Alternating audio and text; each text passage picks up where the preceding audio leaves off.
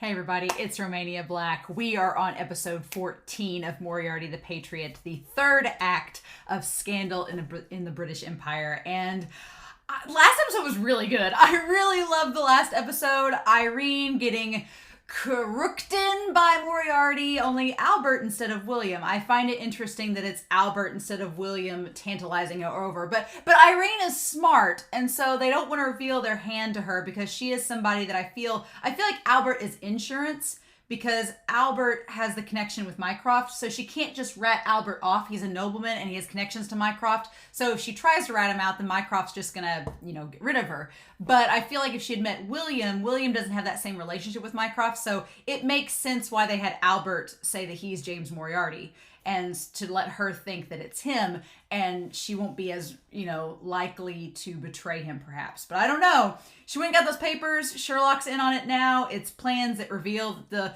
French Revolution was a big setup, and so it has a lot of potential to cause like a ruckus across Great Britain. And so Sherlock and Watson and Mrs. Hudson are involved, and Irene looks like she's about to be on her way to meet up with Moriarty to negotiate and ensure her safety, which I just feel like Sherlock's going to follow. He's going to follow behind and make sure that she's okay. Because Sherlock, he's emotional and he gets emotionally attached to people and he wants to make sure they're all right. Even though he's gung-ho about the mystery and he seems cold and distant, he's really not. He really cares about people. And I feel like Irene and Watson are two people that he wants to keep safe. So we shall see, right? And then we don't know if Mycroft's going to get involved in all this, how that's going to work, but I actually watched episode 13 yesterday and I couldn't wait. I was like, so I'm sorry you all have to wait, but I was like, no, it's act 3. I want to watch it now and record ahead of time. So yeah, it's like, I'm just going to go ahead and watch it. I can't wait. So these 3 episodes have been a really great start to season 2, or what's technically season 2. And if the rest of the season is like these first 2 episodes, especially episode 13, and then I'm pretty excited. I'm pretty excited for where it's going to go. So let's not waste any more time. I'm ready to go. I hope y'all are too. But let's dive in, shall we? We are going to start season 2, episode 3, technically episode 14 of Moriarty the Patriot. And we're going to do that here in 3, 2, 1, and let's go.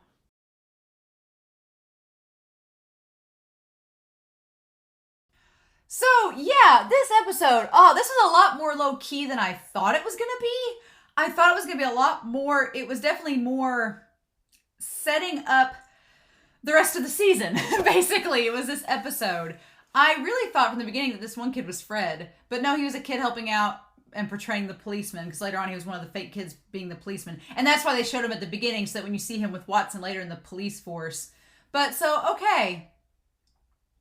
So she did the picture of herself and wrote on the back of it, just the picture, to him. He burnt the letter because he knows she's not dead.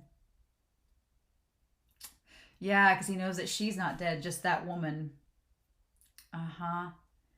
Yeah.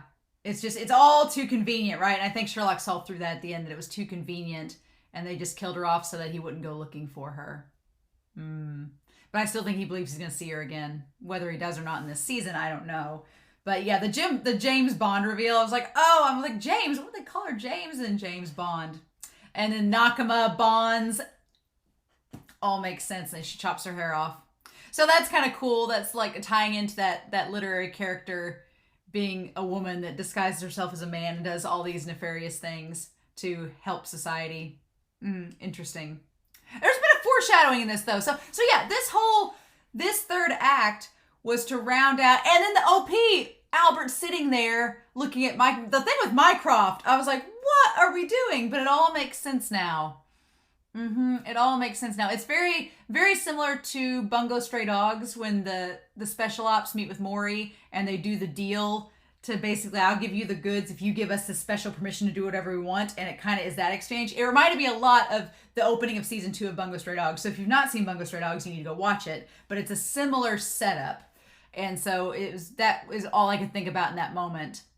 But yeah, so we've got lots of foreshadowing in this episode. Lots of things being discussed. The idea that Sherlock, he couldn't see any other conclusion where it wasn't that she was going to die. That wasn't what he was saying. He couldn't see any other conclusion other than she had to go off with Moriarty. That's the only way she could get out of this, is if she goes with Moriarty and goes to the underground, which doesn't even matter in the end, because I guess it does matter because Albert's the one that saves her in that moment and gives her an out, but with Mycroft, but in that moment he's like, I can't see any other way to save her. And I like that this Sherlock is compassionate and he does care about other people, such as Irene and such as Watson, because that's my one thing. Like BBC Sherlock, I love him, but his compassion is kind of limited and it's not as vocal as this version of Sherlock's is. And I like that this version of Sherlock, he has a sense of justice and that he wants to help her. And yeah, so I like the idea that Irene goes off with them. I figured she'd go off and join them because they have the same cause as her. It's just like, it's funny because Sherlock is, and I like how Mycroft reveals that as being free. Sherlock not knowing about his past completely makes him free. He can do whatever he wants. He's not bound by anything. And Mycroft feels, knowing, because he's the older brother, knowing about his ancestors' past, he feels like he owes a debt to the British government. So that's interesting, Sharon Ford. Sharon Ford. I want to say that is the name of the father in the Sherlock Holmes novels, that Sharon Ford is either the father or another brother. I think that's the case. Or no, Sharon Ford is actually, isn't that Sherlock's real name? Isn't Sharon Ford maybe? I'm trying to remember. I know Sharon Ford's a name in the actual Sherlock series. I need to go back and read. But that's interesting. Sharon Ford Holmes is originally the man that starts the French Revolution. Cool. So, yeah, the foreshadowing in this episode is there. So they establish by meeting with Mycroft the idea that basically this man, Sharon Ford Holmes, who is, they give the French name, started the French Revolution, and that basically what they're doing now is what he was doing, but it got out of control. It got to the point where it wasn't just nobility dying, it became a riot, it became too much, and he couldn't control the crimes anymore. It was beyond his scope. He could no longer be in control of the situation, and it wasn't just kings dying, it was nobility, it was everybody else. And so he started the Reign of Terror to try to just put an end to all of it by just killing citizens. It's kind of, again, a Code Geass thing where he makes himself the villain. If you've seen Code Geass, it's like Lelouch makes himself the villain, and then in the end, spoilers for Code Geass, skip 30 seconds here. Skip 30 seconds, but skip to 30 seconds from now. But yeah, Lelouch ends up making everyone think that he's just the ultimate evil, and then he ends up dying in the end, and that brings about peace because everybody had just made him the common enemy, and once he was gone, then they could all work together, and it seemed like there was peace restored, or at least order restored in this. So, end of Code Geass, spoilers. But I get bad foreshadowing that Moriarty is gonna, because what's being implied is that they are basically doing the same thing, and that they intend by the end of this to basically kill off. Now the question is, do they plan to kill off the concept of James Moriarty, or they actually, the three of them, die themselves? I don't know. I don't know. It's like, is your intention for all three of you to commit suicide? That's just, I feel like that's not it, but they do want to eventually kill off the Lord of Crime. They want the Lord of Crime to suffer. Now, the question is somebody going to be the representative of the Lord of Crime to fall? That's the question. So, and maybe one of them dies and they put in like a body double, or do like what they did with Irene, where you think that it's Irene dead and it's not. I don't know. I just see that foreshadowing on the walls. But the ominous church, I love the color symbolism in this is just wonderful in this whole show as a whole. But in this episode, it's great. I honestly thought it was Moran behind the wall meeting with Irene. I thought it was Moran because of the glove, and the voice was deeper. So I thought it was Moran, but it was actually Albert posing. So that's very interesting. And of course, Sherlock comes to her rescue to help her, and Irene asking if they are being serious about their objectives. And they're like, yeah, we are serious about it. And so at that point, I was like, okay, well, Irene's going to join them because she feels the same way. She wants to join them and do the same thing. And I liked the little send-off with Sherlock and her, that he does care about her. And I really love, and again, the color tone, the palette, behind the curtain, everything is red except for Albert's green eyes. It's just, And then on the other side of the wall, you have blues and yellows. So you have those complementary colors together. It's just the symbolism, y'all. The symbolism. It's great. And then outside, everything is like purple. So it's the red and blue mixed together. It's all there. It's wonderful. But yeah, I love that scene in the church where he says goodbye to her. And the idea is that she wrote the name Mr. James Moriarty on the letter. And that if she's determined dead, you can open the envelope, read the name, and come to find me. But here's the thing, he doesn't do it. So the question is, did Moriarty plan for Sherlock to come find him when they did the whole faking her death thing? Did Moriarty plan for him to read it and come find them? And now that he's not, now that he has faith that she's still alive, or did they just do it as a formality to erase all threads and that's it? Because Mycroft went to go tell Sherlock himself, but he wasn't there to do it. So it's like, it coming from Hudson and Watson, did it have any less bearing than it would have coming from Mycroft? I don't know. It's curious that it went down that way. I wonder if Mycroft had shown up to tell him, if it would have been any different, if his reaction would have been different. I don't know. But I love them in the church. Like, it's so cool. It's very, in the weirdest way, the light shining through the window, it's very heavenly. It's very pure and innocent. The light shining down, it's like this cool, like crisp white blue tones. And I fully expected her to kiss him. I fully expected her to lean forward and like take a step towards him and kiss him on the cheek or something, just as a goodbye kiss, because she says she's fond of him. And he's like, I like that silence where he's like, that's a lie. And she's like, no, it's the truth. And he's like, I'm not into ladies. It's like, I was fully expecting that, like, not into ladies, thanks.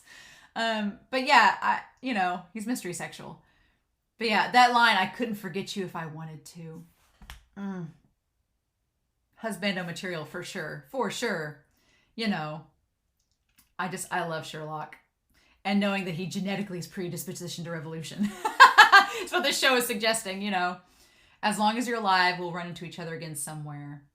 And so that's kind of the implication, is that she's dead, so they're probably not going to run into each other anymore. But the stark contrast of the heavenly church with the overcast sky and the blue cold tones, and you immediately drop down into the underworld, and it's fiery reds and oranges, and it looks like hell. And in the center of it all, in the center of hell, is the devil himself, is James Moriarty. And that moment where she like kneels, like she curtsies, and she's like, my life's in your hands. And he's like, arise and like, look up at me. And it's like, you made a deal with the devil. Mm-hmm. But I get that idea that the fact that she has changed her name, she cut off her hair, and that moment where Sherlock's like, that woman's dead, the Irene Adler that he knew, I get the feeling that they're not going to run into each other the rest of the season, which is sad. Maybe I'm wrong. I kind of hope I'm wrong, because I want them to see each other. I really do. I want them to see each other again. So I hope that I'm wrong. But it kind of seemed like they're setting up that we had her over these 3 episodes and she's not going to be in the rest of the season, which is sad because I like Irene's character. I think she's interesting. And it would be cool to see her. But here's the deal, too. If she's in any scene with Sherlock, they're both kind of emotionally compromised, right? William Moriarty is not emotional at all. So he can be in a scene with Sherlock and, as far as we know, not be affected. But if Irene and Sherlock see each other again, it's like there's not going to be much get done. Because they're going to be trying to talk to each other, right? So I am sad that we probably won't see her anymore in the series. It was a cool twist at the end there. The James Bond thing was a cool twist. But so then we have Albert. And I want to make note that in this room where everything is like an exclamation point, or it's a very oddly shaped room. It's oddly shaped, this study, because there's nowhere for Mycroft and Albert to go. They're both kind of trapped there within the parameter of everything. They're kind of trapped in that room, which is interesting. And y'all have said that Albert has more presence in the manga. Him and Mycroft do more things, and they're kind of a ship. I'm excited to read that when I get to the manga. That'll be a lot of fun. But yeah, so it's interesting, right? This conversation. I'm really surprised at first that they outed themselves to Mycroft and revealed Irene. I was like, huh. And she just stand over there awkwardly in the corner like, I'm still alive. Not dead yet. So I like it. But it's really Albert saying, we got the documents you wanted, and they revealed what their intent was, and that they understood the reason behind the documents and why they existed. And so, yeah, Maximilian Robespierre. Sharon Ford Holmes. Yeah, so that's very interesting. And Mycroft goes along with it, but he says that he makes the caveat, as long as things don't get out of control, otherwise I'll take care of you personally. He doesn't look happy about any of this. But basically Albert's saying, we could make these documents public, but we're not going to. We're basically blackmailing you, in a sense, that we're not going to make these documents public as long as you make sure we can do our thing, and the British government's going to turn a blind eye. Which is crazy, right? Crazy. Your silence.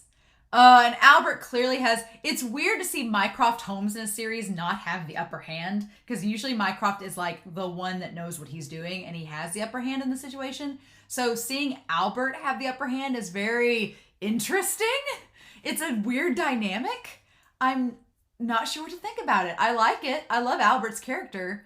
But yeah, and Mycroft just looks so peeved at the idea that there's these three ruffians, the entity, James Moriarty. He's like, cool. He's like, I kind of figured it out, but thanks for telling me everything. I like it.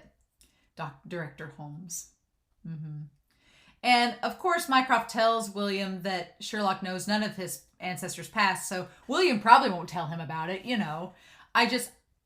To bring liberty and equality. And so Mycroft acknowledges them. He's like, you basically think that you're patriots. I'm not here to argue you, but if it gets to the point like it did in the French Revolution, then we're going to have a problem. And so, so this conversation, it's interesting. But Moriarty talking about how this man made himself the villain of the French Revolution and basically did it to get the people to work together in the end. It's like, but the thing of it is they also overthrew the monarchy. And I'm sure Mycroft's like, we don't want that. But James and William and Lewis don't seem like they want to overthrow the queen. It's just nobility that they're after. Not exactly the queen herself. Not the monarchy, but just the nobility and how the system works right now. But yeah. And I like that it shows the Holmes, the guy's eyes becoming red, like Moriarty's, right? So this whole reign of terror is similar to the theatrics that the Moriarty crew are enacting. People are dying, and it's all to like keep a certain ideology going. But basically, the idea was making all the people view him as the enemy, creating a common enemy for both sides. And I'm like, is Moriarty planning to do the same thing? Is William planning to do the same thing? That seems like what it's suggesting, because his eye's turning red. And William, bless his heart, he seems like the person that wouldn't be trifled with dying if it was for a cause like this. And that's the concerning part, because as we've seen, and that's what's going to be concerning, because as we've seen in this episode, Sherlock cares about people. So he finds out that William, his friend, who he thinks he's his friend, is the Lord of Crime and is planning on, eventually doing something that's going to kill himself. That's going to be a problem to him. So he says, our end will be the same as his, the elimination of the heinous Moriartys, which were of our own making. So the question is, are all three of them going to die, or just one of them? How does that work? And yeah, Mycroft says, I have no intention of denying your patriotism and attempting to sacrifice yourselves. That is assuming you three really are patriots, that you have the country in mind. Yeah, and then if you become enemies of Britain, then he's going to take care of you personally. And I love that he has the blue eyes. I love the contrasting colors that we have here. Yeah, and Albert's like, that's the reason we revealed ourselves to you, so that, you're the government, so you'll know ahead of time if we get out of control, get rid of us. And it's just like an insurance. Like, we're going to do these acts, and if we get out of hand, you can get rid of us, but otherwise, let us do what we want. And he goes along with it. It's crazy. Yeah. And then William asks the question, why to keep the documents? He looks very serious and sincere in that moment. He's like, why keep the documents around?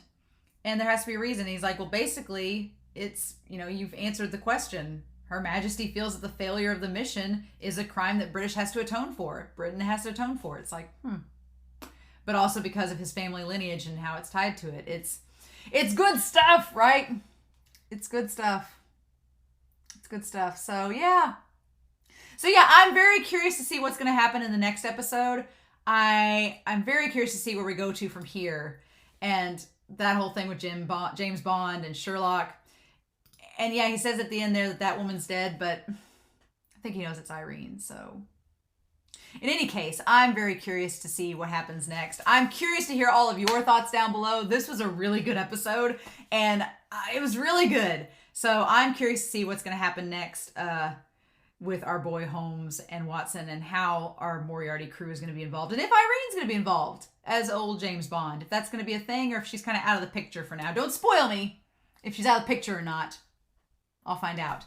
But in any case, I hope you all enjoyed the reaction. Please feel free to give me your thoughts and comments down below. And in the meantime, I hope you all have a wonderful week. Please stay safe, take care, and yeah, I'll be back next week with episode 15 of Moriarty the Patriot. Bye.